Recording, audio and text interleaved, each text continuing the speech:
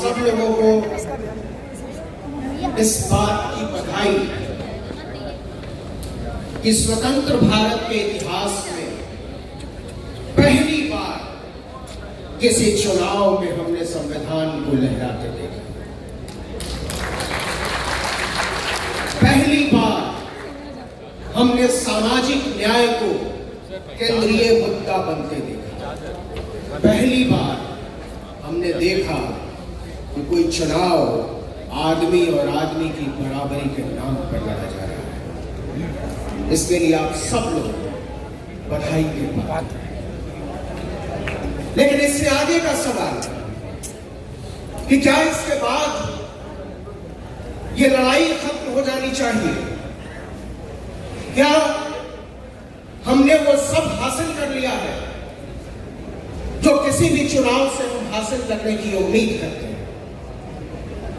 क्या हम आने वाले दिनों में उम्मीद कर पाएंगे कि किसी इंदर में इकबाल को मारा नहीं जाएगा, किसी पायल तड़वी को मारा नहीं जाएगा, किसी रोहित वेमुला को लटकाया नहीं जाएगा?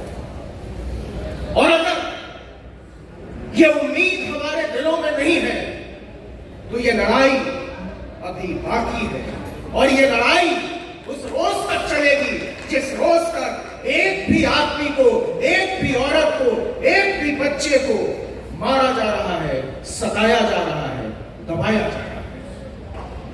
हम कास्ट सेंसस की बात करने बैठे हैं। हम सोचने बैठे हैं कि हमारा रास्ता क्या हो। और आज के अखबार में खबर है कि एनसीईआरटी ने छठे क्लास की जो सामाजिक विज्ञान की किताब है उससे कास्ट को हटा दिया गया है।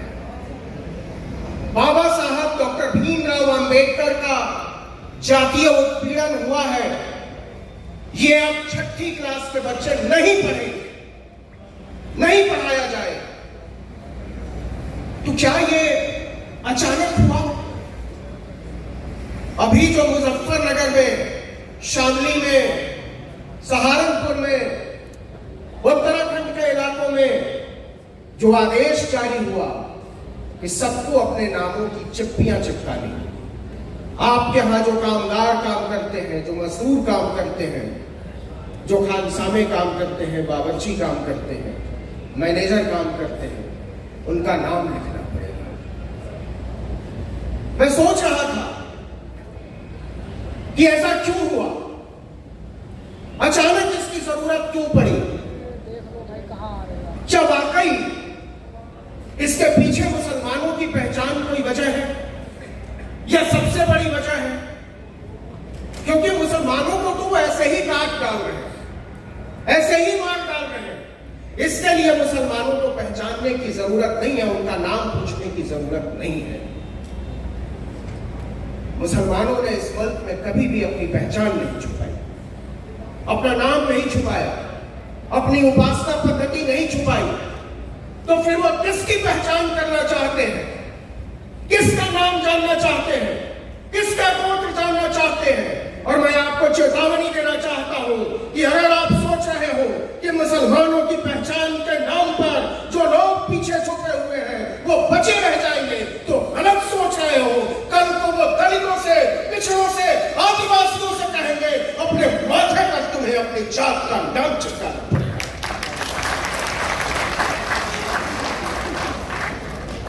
ये पहचान क्यों पूछी जा रही है? क्यों पूछा जा रहा है? कि आपको अपना कौम बताना पड़ेगा, अपना नाम बताना पड़ेगा, अपना ईमान बताना पड़ेगा।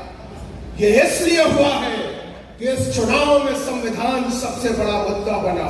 यह इसलिए हुआ है कि कास्ट सेंसस को, जातीय जनगणना को आपकी 7 पुश्तें अब टाल नहीं सकती।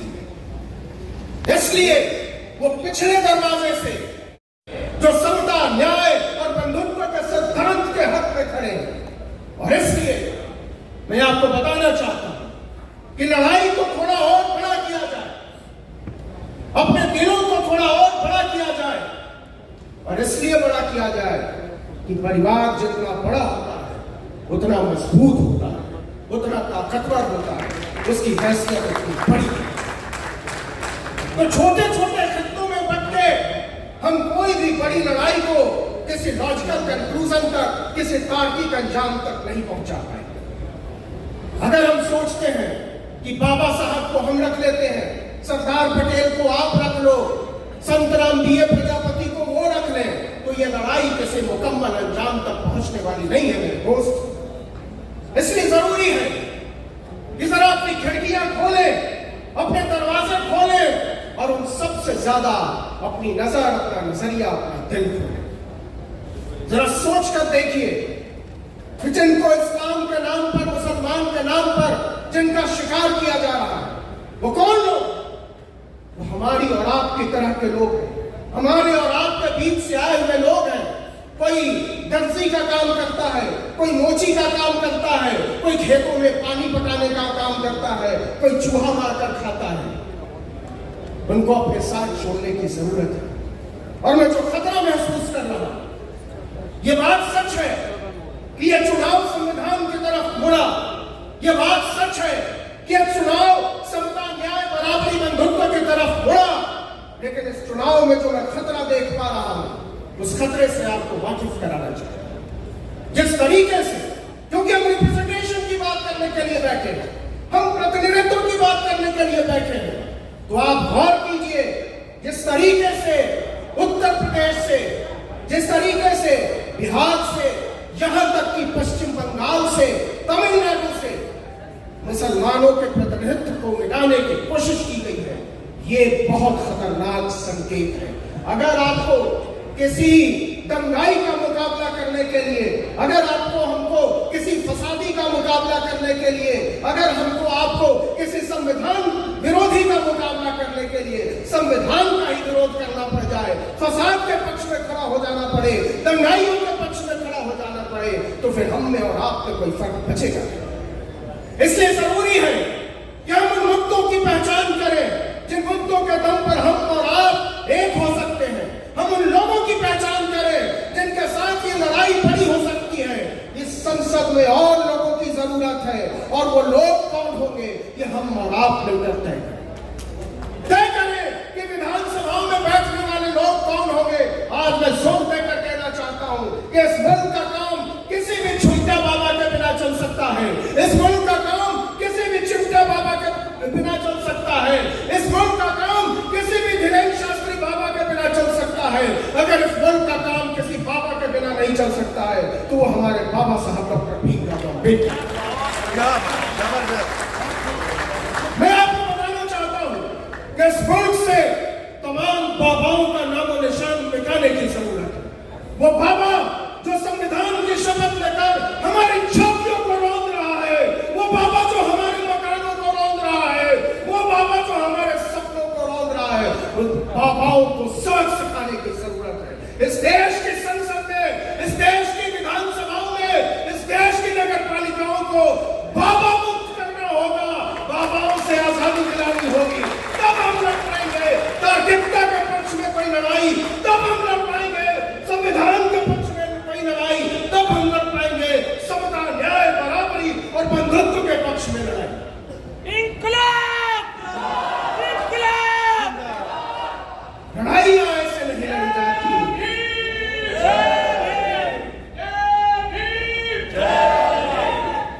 इसलिए मैं संक्षेप में, मेरे बाद 4 लोग, सिर्फ इतना कहना चाहता हूं कि हम और आप जब यहां से जाएं, बिहार, बंगाल, राजस्थान की मेरी बहन बैठी है, उत्तर प्रदेश, अपने गांव गिराओ, तो लोगों से कहें कि जो लड़ाई हम लड़ रहे हैं उसके लिए बहुत बहुत बहुत ज्यादा लोगों की जरूरत है। क्योंकि इस देश में, और इस देश में ही नहीं, पूरी दुनिया का इतिहास उठाकर पढ़ लीजिए, पूरी दुनिया में कभी भी सताए हुए लोगों का इतिहास नहीं लिखा गया। पूरी दुनिया में कभी कालों का इतिहास नहीं लिखा गया। पूरी दुनिया में कभी दलितों, पिछड़ों, आदिवासियों का इतिहास नहीं लिखा गया।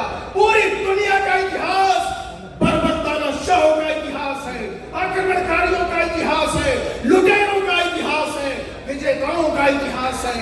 लेकिन जिस जिस दिन से हमने तय किया कि हम भी अपना इतिहास लिखेंगे, हम भी अपने पुरखों की गाथाएं लिखेंगे, उस दिन से हलचल तेज हो गई। उस दिन से हमको और आपको सबक सिखाने की तैयारी हो रही है। और आप लिख लीजिए, केवल 24 घंटे पुरानी बात है कि इस देश के सरकारी कर्मचारियों पर आरएसएस में शामिल होने की जो पाबंदी थी वो किस लिए उठाई गई है। यह कोई साधारण बात नहीं है, यह रातों रात नहीं है, यह संविधान के हमलावरों को अपने काम में जुट जाने की मुनादी है। अगर हम और आप इसको समझ नहीं पा रहे हैं, अगर हम और आप इसके खतरों को नहीं समझ पा रहे हैं और नहीं जान पा रहे हैं कि अगला निशाना कहां होगा, तो शायद बहुत भोले हैं। जरा सोच कर देखिए, नीट का घोटाला, यूपीएससी का घोटाला, यूजीसी नेट का घोटाला, सीएसआईआर नेट का घोटाला, किसके लिए? क्यों नीट की दोबारा परीक्षा नहीं हो रही है?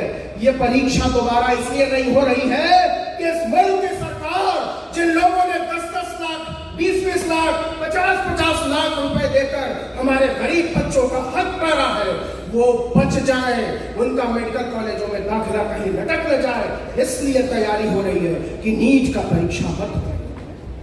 तो हम और आप, लक्ष्मण यहां बैठा हुआ है, उससे पूछिए कि उसको विश्वविद्यालय से क्यों निकाला गया। और ये केवल अकेले उसकी बात नहीं है, उन लाखों लोगों की बात है जिनको पढ़ने से रोका गया है, जिनको लिखने से रोका गया है, जिनको बोलने से रोका गया है।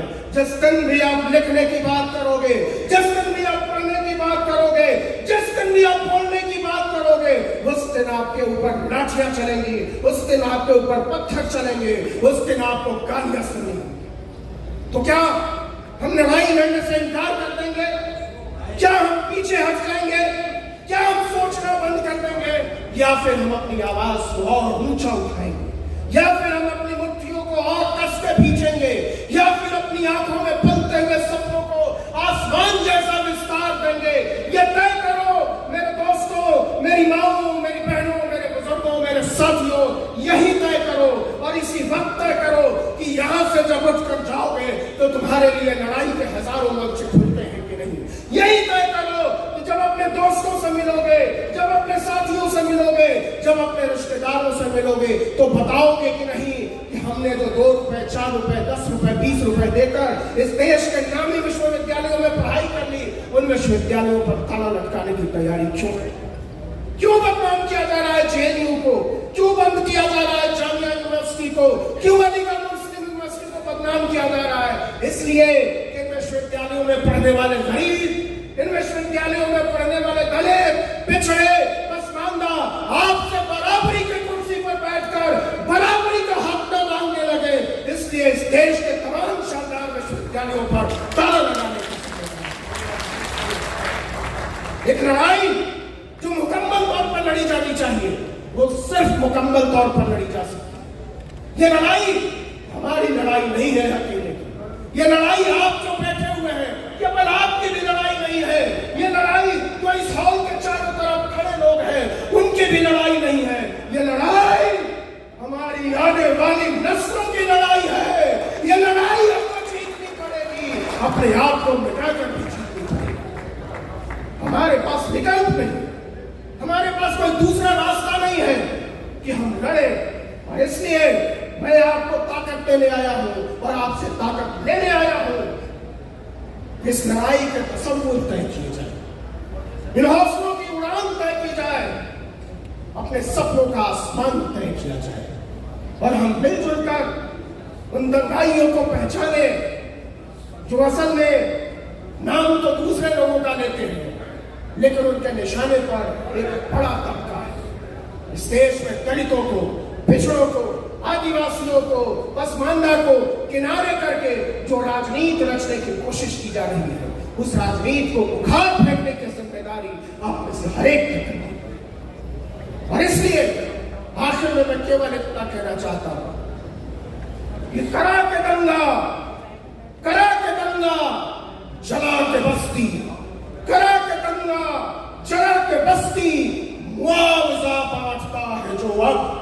करा के दंगा, जला के बस्ती, मुआवजा बांटता है जो अब। का खाना खराब है। जय भीम, इनकलाब जिंदाबाद, जय संविधान।